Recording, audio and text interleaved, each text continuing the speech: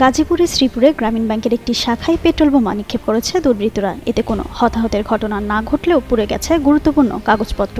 গেল শনিবার রাত 2:30টার দিকে মাওনা ইউনিয়নের বারোপোতা বাজারে গ্রামীণ ব্যাংক শাখায় পরপর 3টি পেট্রোল বোমার বিস্ফোরণ ঘটায় 7 থেকে 8 জন যুবক। এর মধ্যে একটি বোমা ব্যাংকের সীমানা প্রাচীরের ভেতরে আর 2টি বাইরে বিস্ফোরিত হয়।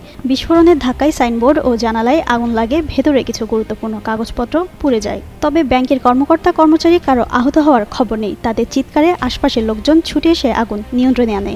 খবর পেয়ে পুলিশ ঘটনাস্থল পরিদর্শন করেছে। শ্রীপুর থানার ভারপ্রাপ্ত কর্মকর্তা জানান, দুর্বৃত্তরা যে উদ্দেশ্যে এসেছিল সে ধরনের বড় ক্ষয়ক্ষতি করতে পারেনি। ঘটনার তদন্ত চলছে, দ্রুত অপরাধীদের শনাক্ত করে আইনের আওতায় আনা হবে।